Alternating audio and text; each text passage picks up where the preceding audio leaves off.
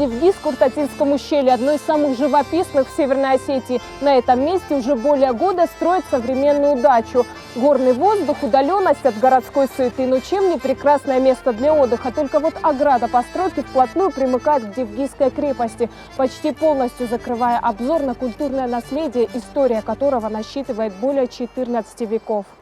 Девгизская наскальная, или как ее еще называют, пещерная крепость – объект культурного наследия федерального значения. В средние века здесь располагалось одно из наиболее мощных оборонительных сооружений Кавказа. По преданию, около 5000 лет назад Девгизская крепость полгода сдерживала войска персидского шаха Аббаса, завоевавшего почти все Закавказье. Запасы пищи у воинов-куртатинцев постепенно иссякли, но мудрое решение помогло им выжить. Они сбросили оголодавшим врагам последнее, что у них было – бычью ногу. Враги поубивали друг друга за кусок мяса, и Аббасу пришлось снять осаду. Эта крепость была одним из таких крупных населенных пунктов средневековой Алании, которая замыкала котловину, контролировала вход в ущелье.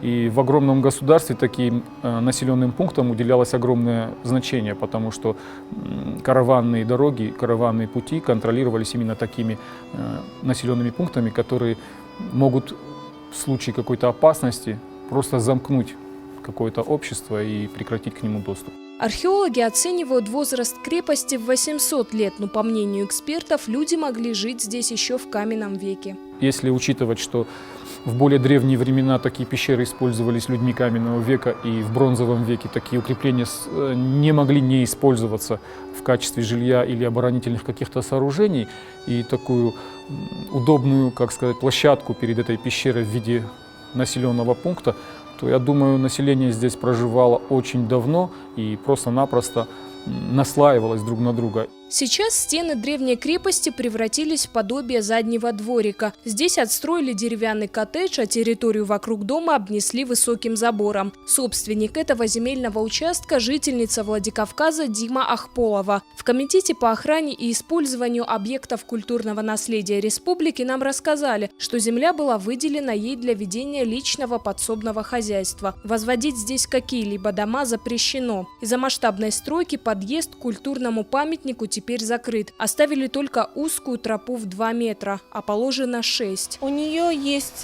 свидетельство о праве собственности на земельный участок, где написано ограничение ведения личного подсобного хозяйства, потому что она построила в непосредственной близости к объекту культурного наследия федерального значения, находящемуся в федеральной собственности. Второе, она нарушила доступ к памятнику, потому что если будут проводиться реставрационные работы или если будут туристические группы там находиться на территории памятника, и мало ли что случится, даже в рамках противопожарной безопасности, там очень узкий проход, чтобы выйти оттуда.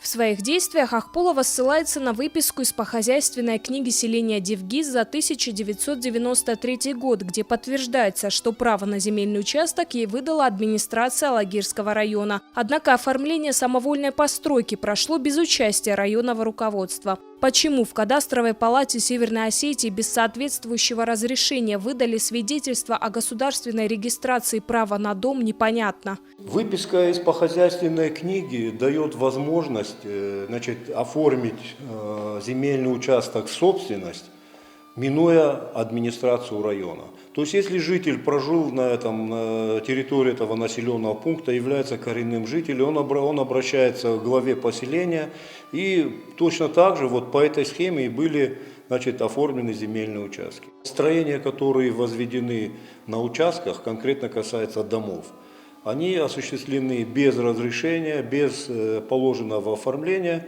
и материалы на сегодняшний день находятся в судебном рассмотрении. В феврале этого года Министерство культуры Северной Осетии подало иск в Алагирский районный суд. В ходе разбирательств вынесли предписание снести самовольную постройку и привести территорию в первоначальный вид до 15 марта. С тех пор прошел уже месяц, но строительные работы продолжаются с прежним упорством. Даже подрядчики уверены, ничего противозаконного их наемщики не делают. Проход там есть, люди нормально ходят. Как мне, насколько известно, тут раньше вообще было не пройти, не проехать. И тут люди облагородили и сделали все условия. У Дивгизской крепости, состоящей в Государственном реестре объектов культурного наследия, четко определена охранная зона. На снимке со спутника видны обозначенные границы территории, которую категорически запрещается использовать для любых видов нового строительства. Дом Ахполовой расположился как раз в пределах неприкасаемой зоны.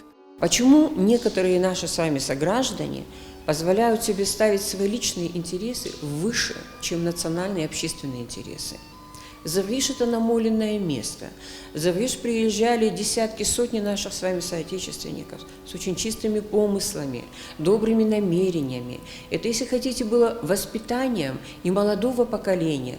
Там не принято было себя вести неподобающим образом. Поговорить с самой Димой Ахполовой нам не удалось, номер телефона она скрывает. По адресу регистрации дверь нашей съемочной группе не открыли. Точка в этой истории пока не поставлена. Сколько продлятся судебные тяжбы, неизвестно. Но каков бы ни был итог, главное – уберечь памятник культуры в том виде, в котором он сохранился до нашего времени, и не делать с ним то, что не смогли столетия. Тамила Хамицаева, Елена Черенкова, Олег Рамонов, Михаил Безуглов. Осетия ТВ.